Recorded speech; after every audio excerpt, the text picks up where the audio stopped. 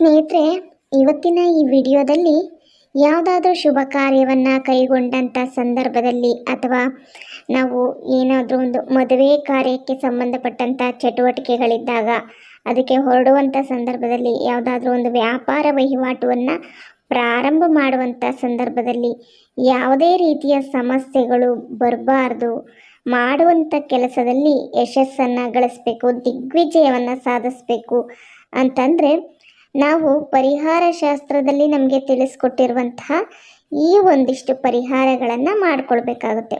ಈ ಒಂದಷ್ಟು ಪರಿಹಾರಗಳು ನಮ್ಮ ಕಾರ್ಯವನ್ನು ಸಿದ್ಧಿಸುತ್ತೆ. ನಾವು ಮಾಡುವಂತಹ ಯಾವುದೇ ಒಂದು ಕೆಲಸವಾಗಿರ್ಬೋದು ಅದರಲ್ಲಿ ನಮಗೆ ಜಯವನ್ನು ಸಾಧಿಸುವಂತೆ ಮಾಡುತ್ತೆ ಅಂತಲೇ ನಮಗೆ ಪರಿಹಾರ ಶಾಸ್ತ್ರದಲ್ಲಿ ತಿಳಿಸ್ಕೊಟ್ಟಿದ್ದಾರೆ.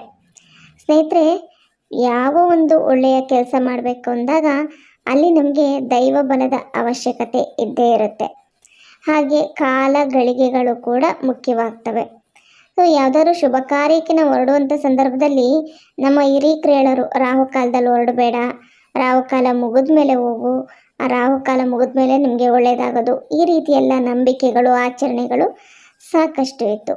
ಅದೇ ಪ್ರಕಾರದಲ್ಲಿ ನಾವು ಯಾವುದಾದ್ರೂ ಒಂದು ಶುಭ ಕಾರ್ಯವನ್ನು ಚಾಲನೆ ಮಾಡುವಂಥ ಸಂದರ್ಭದಲ್ಲಿ ಒಂದಷ್ಟು ಸಂಕಲ್ಪ ಅಥವಾ ಒಂದಷ್ಟು ಪೂಜೆ ಅಂತಲೇ ಹೇಳ್ಬೋದು. ಚಿಕ್ಕದಾಗಿ ನಾವೊಂದು ಬೇಡಿಕೆಯನ್ನು ದೇವರಲ್ಲಿ ಇಟ್ಟು ಅನಂತರವಾಗಿ ನಾವು ಮನೆಯಿಂದ ಹೊರಟ್ರೆ ಖಂಡಿತವಾಗಿಯೂ ನೀವು ಅಂದು ದಿಗ್ವಿಜಯವನ್ನು ಸಾಧಿಸ್ತೀರಾ. ನೀವು ಯಾವುದಾದ್ರೂ ಒಂದು ಆಲೋಚನೆ ಮಾಡಿ ಆ ಕೆಲಸ ಆಗಬೇಕು ಅಂತ ನೀವು ಹೋದರೆ ಖಂಡಿತವಾಗ್ಲೂ ಆ ಕೆಲಸ ನಿಮಗೆ ಕೈಗೂಡುತ್ತೆ. ಹಣಕಾಸಿನ ಸಮಸ್ಯೆ ಏನಾದರೂ ಇದ್ದರೆ ಅದು ಕೂಡ ನಿವಾರಣೆ ಆಗುತ್ತೆ. ಮಾಡುವಂಥ ಕೆಲಸದಲ್ಲಿ ನೀವು ವಿಜಯವನ್ನು ಸಾಧಿಸ್ತೀರಾ ಅಂತಲೇ ನಮಗೆ ಶಾಸ್ತ್ರಗಳಲ್ಲಿ ತಿಳಿಸಿದ್ದಾರೆ. ಅದರಲ್ಲೂ ಈ ಒಂದು ಪರಿಹಾರ ಶಾಸ್ತ್ರದಲ್ಲಿ ಮುಖ್ಯವಾಗಿ ತಿಳಿಸಿದ್ದಾರೆ. ಹಾಗಿದ್ರೆ ನಾವು ಮನೆಯಿಂದ ಹೊರಡಬೇಕಾದ್ರೆ ಏನನ್ನು ಮಾಡಬೇಕು ಅನ್ನೋದನ್ನು ಈ ವಿಡಿಯೋದಲ್ಲಿ ತಿಳಿದುಕೊಳ್ಳೋಣ. ಸ್ನೇಹಿತರೆ, ಏನಾದರೂ ನಾವು ಕೆಲಸದ ನಿಮಿತ್ತ ಹೊರಟಿದ್ದೀವಿ, ಯಾವುದೋ ಒಂದು ಬಿಸ್ನೆಸ್ನ ಸ್ಟಾರ್ಟ್ ಮಾಡ್ತಾ ಇದ್ದೀವಿ, ಯಾವುದೋ ಶುಭ ಕಾರ್ಯಕ್ಕೆ ಕೈ ಹಾಕ್ತಾ ಇದ್ದೀವಿ ಅನ್ನುವಂಥ ಸಂದರ್ಭದಲ್ಲಿ ನೀವು ಸ್ವಚ್ಛವಾಗಿದ್ದು ಸ್ನಾನಾದಿಗಳನ್ನೆಲ್ಲ ಮುಗಿಸಿ ಅನಂತರವಾಗಿ ಒಂದು ಒಳ್ಳೆ ಕೆಲಸಕ್ಕೆ ಹೋಗ್ತಾ ಇದ್ದೀವಿ ಅಂತ ಸಮಯದಲ್ಲಿ ಸ್ವಲ್ಪ ನೀವು ಅಕ್ಷತೆಯನ್ನು ತೆಗೆದುಕೊಳ್ಬೇಕಾಗುತ್ತೆ. ಅಕ್ಷತೆಯಲ್ಲಿ ನೀವು ಮಿಶ್ರಣ ಮಾಡಬೇಕಾಗಿರೋದು ಅಕ್ಕಿ, ತುಪ್ಪ, ಅರಿಶಿಣ, ಕುಂಕುಮ, ಈ 4 ಪದಾರ್ಥಗಳನ್ನು ನೀವು ಮಿಶ್ರಣ ಮಾಡಿರಬೇಕಾಗುತ್ತೆ. ಮಿಶ್ರಣ ಮಾಡಿದಂಥ ಈ ಒಂದು ಅಕ್ಷತೆಯನ್ನು ಹೇಳ್ತೀವಿ. ಈ ಅಕ್ಷತೆಯನ್ನು ನೀವು ಬಲಗೈಯಲ್ಲಿ ಇಟ್ಕೊಳ್ಳಿ. ಬಲಗೈಯಲ್ಲಿ ಇಟ್ಕೊಂಡು ನೀವು ನಿಮ್ಮ ಇಷ್ಟ ದೈವ, ಕುಲದೈವ ಅಥವಾ ನೀವು ನಿತ್ಯ ಯಾವ ದೇವರನ್ನ ಪೂಜೆ ಮಾಡ್ತಿರೋ ಆ ದೇವರಿಗೆ ನೀವು ಬೇಡಿಕೆಯನ್ನು ಇಡಬೇಕು. ಬೇಡಿಕೆಯನ್ನಿಟ್ಟು ನಾನು ಹೋಗ್ತಾ ಇರುವಂಥ ಕಾರ್ಯದಲ್ಲಿ ಯಾವುದೇ ಸಮಸ್ಯೆ ಬರಬಾರ್ದು, ನಾನು ಮಾಡುವಂಥ ಕೆಲಸದಲ್ಲಿ ಯಶಸ್ಸನ್ನು ಕಾಣಬೇಕು, ಇವತ್ತು ಈ ಕೆಲಸದ ನಿಮಿತ್ತ ನಾನು ಹೊರಗಡೆ ಹೋಗ್ತಾ ಇದ್ದೀನಿ, ಈ ಕೆಲಸ ಶುಭವಾಗಿರುವಂತೆ ನಮಗೆ ಆಶೀರ್ವಾದ ಮಾಡು ತಾಯೇ ಅಂತ ನೀವು ಆ ದೇವರ ಫೋಟೋ ಮುಂದೆ ಬಲಗೈಯಲ್ಲಿ ಅಕ್ಷತೆಯನ್ನು ಹಿಡಿದುಕೊಂಡು ಅನಂತರವಾಗಿ ಅಕ್ಷತೆಯನ್ನು ನಿಮ್ಮ ದೇವರ ಫೋಟೋದ ಮೇಲೆ ಅಥವಾ ನೀವು ಕಳಸಕ್ಕೆ ಪೂಜೆ ಮಾಡ್ತಾ ಇದ್ದರೆ ಕಳಸದಲ್ಲಿ ಬೇಡ್ಕೊಂಡ್ರೆ ಲಕ್ಷ್ಮಿ ಕಳಸಕ್ಕೆ ಅದಕ್ಕೆ ಸ್ವಲ್ಪ ಪ್ರೋಕ್ಷಣೆ ಮಾಡಿ ಆ ಅಕ್ಷತೆಯನ್ನು ಪ್ರೋಕ್ಷಣೆ ಮಾಡಿಬಿಟ್ಟು ನೀವು ಮನೆಯಿಂದ ಹೊರಡುವಂಥದ್ದು ಕೂಡ ತುಂಬ ಶುಭಕಾರಕ. ಇನ್ನೂ ತುಂಬ ಒಳ್ಳೆ ಕಾರ್ಯ ಮಾಡ್ತಾ ಇದ್ದೀನಿ, ಇವತ್ತು ಈ ಕಾರ್ಯ ಕೈಗೂಡಬೇಕು, ಈ ಕಾರ್ಯ ಕೈಗೂಡಬೇಕು ಅಂದರೆ ನಾವು ಏನು ಮಾಡಬೇಕು ಅಂತ ನೀವು ಚಿಂತಿಸ್ತಾ ಇರ್ತೀರ. ಈ ಸಂದರ್ಭದಲ್ಲಿ ನೀವು ಮಾಡಬೇಕಾಗಿರೋದು ಇಷ್ಟೇ ಸ್ನೇಹಿತರೆ, ನೀವು ನಿಮ್ಮ ಸುತ್ತಮುತ್ತ ಒಂದು 21 ಗರಿಕೆ ಎಲ್ಲಾದರೂ ಸಿಕ್ಕರೆ ತೆಗೆದಿಟ್ಕೊಳ್ಳಿ. ಕರೆಕ್ಟಾಗಿ 21 ಗರಿಕೆಯನ್ನು ತೆಗೆದುಕೊಳ್ಳಿ. ನಿಮ್ಮ ಮನೆಯ ಹತ್ತಿರದಲ್ಲಿರುವಂತಹ ಯಾವುದಾದ್ರೂ ಒಂದು ಗಣೇಶನ ದೇವಾಲಯಕ್ಕೆ ಹೋಗ್ಬಿಟ್ಟು ಆ ಒಂದು 21 ಗರಿಕೆಯನ್ನು ಕೈಯಲ್ಲಿ ಇಟ್ಕೊಂಡು ಆ ವಿಘ್ನೇಶ್ವರನಲ್ಲಿ ಇಂದು ಈ ಕೆಲಸಕ್ಕೆ ನಾನು ಹೊರಗಡೆ ಹೋಗ್ತಾ ಇದ್ದೀನಿ, ಈ ಕೆಲಸ ನಿಮಿತ್ತ ಹೋಗ್ತಾ ಇರೋದ್ರಿಂದ ಅದರಿಂದ ಯಾವುದೇ ರೀತಿಯ ಸಮಸ್ಯೆ ಆಗಬಾರ್ದು, ಮಾಡುವಂಥ ಕೆಲಸದಲ್ಲಿ ಕೈಗೂಡಬೇಕು ಅಂತೇಳಿ ನೀವು ವಿಘ್ನೇಶ್ವರನ ದೇವಾಲಯಕ್ಕೆ ಹೋಗಿ ಸಮರ್ಪಣೆ ಮಾಡಿ ಆ ಒಂದು ಗರಿಕೆಗಳನ್ನ ನೀವು ಮನೆಯಿಂದ ಹೊರಡ್ಬೋದು. ಅಥವಾ ನಿಮ್ಮ ಮನೆಯಲ್ಲೇ ಗಣಪತಿಯ ವಿಗ್ರಹವು ಫೋಟೋವು ಇದ್ದೇ ಇರುತ್ತೆ, ಆ ಫೋಟೋ ಮತ್ತು ವಿಗ್ರಹದ ಮುಂದೆ ಈ ಒಂದು ಗರಿಕೆಯನ್ನು ಇಟ್ಕೊಂಡು ಸಂಕಲ್ಪವನ್ನು ಮಾಡಿಕೊಂಡು ನಾನು ಮಾಡುವಂಥ ಕಾರ್ಯದಲ್ಲಿ ಶುಭವನ್ನು ಕೊಡು ಅಂತ ಬೇಡಿಕೊಂಡು ಆ ಒಂದು ಗರಿಕೆಯನ್ನು ನಿಮ್ಮ ಗಣೇಶನ ಫೋಟೋದ ಪಕ್ಕದಲ್ಲೇ ಇಟ್ಬಿಟ್ಟು ಅನಂತರವಾಗಿಯೂ ಕೂಡ ನೀವು ನಿಮ್ಮ ಶುಭ ಕಾರ್ಯವನ್ನು ಚಾಲನೆ ಮಾಡಿಕೊಳ್ಬೋದು.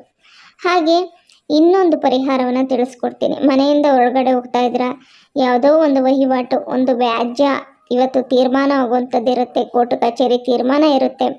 ಯಾವುದೋ ಒಂದು ಯಜಮಾನಿಕೆ ಮಾಡ್ತಾ ಇದ್ದೀರಾ, ಏನೋ ಒಂದು ನಿಮಗೆ ಒಂದು ಒಳ್ಳೆಯ ಶುಭ ಕಾರ್ಯ ಆಗಬೇಕು ಅಂತಂದರೆ ನೀವು ಮನೆಯಿಂದ ಹೊರಡುವ ಮುನ್ನ ಹಸಿ ಹಾಲನ್ನು ತೆಗೆದುಕೊಳ್ಬೇಕು.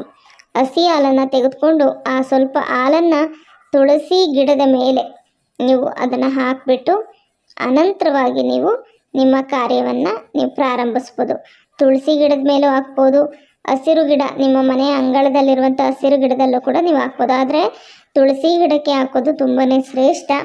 ಆ ತುಳಸಿ ದೇವಿಯ ಆಶೀರ್ವಾದದೊಂದಿಗೆ ನಿಮ್ದೇನಾದರೂ ವ್ಯಾಜ್ಯ ಇವತ್ತು ತೀರ್ಮಾನ ಆಗ್ತದೆ, ನೀವು ಹಿಡಿದಂಥ ಕೆಲಸದಲ್ಲಿ ನೀವು ಜಯವನ್ನು ಸಾಧಿಸಬೇಕು ಅಂದರೆ ಈ ರೀತಿ ಹಸಿ ಹಾಲನ್ನು ಬುಡದಲ್ಲಿ ಹಾಕೋದ್ರೆ ಅದ್ಭುತವಾದಂಥ ಫಲಿತಾಂಶ ನೋಡ್ತೀರಾ. ನೀವು ತುಂಬ ಯಶಸ್ಸನ್ನು ಗಳಿಸ್ತೀರ ಜೀವನದಲ್ಲಿ. ನೀವು ಓದಂಥ ಕಾರ್ಯ ಯಾವುದೇ ರೀತಿ ವಿಘ್ನಗಳಿಲ್ಲದೆ ಸುಸೂತ್ರವಾಗಿ ನಿಮ್ಮ ಕೆಲಸಗಳೆಲ್ಲ ಕೂಡ ನೆರವೇರುತ್ತೆ. ಖಂಡಿತವಾಗ್ಲೂ ಈ ಒಂದು ಪ್ರಯೋಜನ ಅಥವಾ ಈ ಒಂದು ಪ್ರಯೋಗ ಏನಿದೆ ಇದನ್ನು ನೀವು ಪಡ್ಕೊಳ್ಳಿ. ನೀವು ಈ ಪರಿಹಾರ ಶಾಸ್ತ್ರದಲ್ಲಿ ತಿಳಿಸ್ಕೊಟ್ಟಿರುವಂತೆ ಇದನ್ನೆಲ್ಲ ಅನುಕರಣೆ ಮಾಡ್ಕೊಳ್ತಾ ಹೋಗಿ ಅನುಸರಿಸಿ ಜೀವನದಲ್ಲಿ ಖಂಡಿತವಾಗ್ಲೂ ನೀವು ಎತ್ತರದ ಸ್ಥಾನಕ್ಕೆ ಬರ್ತೀರಾ. ನೀವು ಮಾಡುವ ಎಲ್ಲ ಕೆಲಸದಲ್ಲೂ ಕೂಡ ನೀವು ಜಯವನ್ನು ಸಾಧಿಸ್ತೀರಾ. ಹಾಗೆ ಮದುವೆ ಸಂದರ್ಭ ಏನಾದರೂ ಮದುವೆಯ ಹೆಣ್ಣು ನೋಡೋಕೆ ಹೋಗ್ತಾ ಇದ್ದೀವಿ, ಇವತ್ತು ಆ ಮದುವೆ ಹೆಣ್ಣು ಒಪ್ಪಬೇಕು, ಅವೆಲ್ಲ ಕೈಗೂಡಬೇಕು ಅಂದ್ರೂ ಕೂಡ ನಾನು ತಿಳಿಸ್ಕೊಟ್ಟಂತಹ ಈ ಮಂತ್ರಾಕ್ಷತೆ ಅಥವಾ ಅಕ್ಷತೆಯಿಂದ ನೀವು ಆ ತಾಯಿಗೆ ನೀವು ಇಷ್ಟ ದೈವಕ್ಕೆ ನೀವು ಸಂಕಲ್ಪ ಮಾಡಿಕೊಂಡು ಪ್ರೋಕ್ಷಣೆ ಮಾಡ್ಕೊಂಡು ಹೋಗುವಂಥದ್ದು, ಗರಿಕೆಯನ್ನು ವಿಘ್ನೇಶ್ವರನ ದೇವಸ್ಥಾನದಲ್ಲಿ ಗರಿಕೆಯನ್ನು ಸಮರ್ಪಣೆ ಮಾಡುವಂಥದ್ದು, ಹಾಗೆ ನಿಮ್ಮ ಮನೆಯಂಗಳದಲ್ಲೇ ಇರುವಂತಹ ತುಳಸಿ ದೇವಿಗೆ ಹಾಲನ್ನು ಸಮರ್ಪಣೆ ಮಾಡೋದ್ರಿಂದ ಖಂಡಿತವಾಗ್ಲೂ ನಿಮ್ಮ ಒಂದು ಕಾರ್ಯ ಸಿದ್ಧಿಸುತ್ತೆ. ತುಳಸಿ ಗಿಡಕ್ಕೆ ನೀವು ಹಾಲನ್ನು ಸಮರ್ಪಣೆ ಮಾಡೋದ್ರಿಂದ ಆ ತಾಯಿಯ ಆಶೀರ್ವಾದ ನಿಮಗೆ ಅತೀ ಶೀಘ್ರವಾಗಿ ಸಿಗುತ್ತೆ. ಹಾಗಾಗಿ ಈ ಒಂದು ಅಭಿರುಚಿ ಅಥವಾ ಒಂದು ಇದನ್ನು ಬೆಳೆಸ್ಕೊಳ್ಳಿ. ನೀವು ಈ ಒಂದು ಕೆಲಸ ಕಾರ್ಯವನ್ನು ನೀವು ನಿತ್ಯ ಜೀವನದಲ್ಲಿ ಅಳವಡಿಸ್ಕೊಳ್ಳಿ. ಈ ರೀತಿ ಅಳವಡಿಸ್ಕೊಳ್ಳೋದ್ರಿಂದ ಖಂಡಿತ ನೀವು ಎಲ್ಲ ಕಾರ್ಯದಲ್ಲೂ ಕೂಡ ಜಯವನ್ನು ಸಾಧಿಸ್ತೀರಾ. ಯಾವುದೇ ಒಂದು ಕೆಲಸದಲ್ಲಿ ಕೈ ಇಟ್ಟರೂ ಕೂಡ ಅಲ್ಲಿ ಫೇಲ್ಯೂರ್ ಅನ್ನೋದು ಇರೋದಿಲ್ಲ. ಬಿಸ್ನೆಸ್ಸಿಗೆ ಕೈ ಇಡಲಿ, ಇನ್ನೇನೋ ಒಂದು ಶುಭ ಕಾರ್ಯಗಳಿಗೆ ಕೈ ಇಡಲಿ, ಶುಭ ಕಾರ್ಯಗಳನ್ನು ಚಾಲನೆ ಮಾಡ್ತಾ ಇದ್ದೀರಾ ಅಂತಂದರೂ ಕೂಡ ಇದೇ ರೀತಿಯಲ್ಲಿ ಸಂಕಲ್ಪ ಮಾಡಿಕೊಂಡು ಆ ತಾಯಿಯಲ್ಲಿ ಬೇಡ್ಕೊಬಿಟ್ಟು ನೀವು ಈ ಒಂದು ಕಾರ್ಯವನ್ನು ನೀವು ಫಲಿಸ್ಕೊಳ್ಳಿ ಅಂತಲೇ ನಾನು ಹೇಳ್ತೀನಿ. ಖಂಡಿತ ಈ ವಿಡಿಯೋ ನಿಮಗೆ ಉಪಯುಕ್ತವಾಗಿರುತ್ತೆ ಅಂತ ಅನ್ಕೋತೀನಿ. ವಿಡಿಯೋ ಉಪಯುಕ್ತವಾಗಿದ್ದರೆ ವಿಡಿಯೋಗೊಂದು ಲೈಕ್ ಕೊಡಿ, ಹೊಸಬ್ರಾಗಿದ್ದರೆ ಸಬ್ಸ್ಕ್ರೈಬ್ ಮಾಡ್ಕೊಳ್ಳಿ. ಧನ್ಯವಾದಗಳು.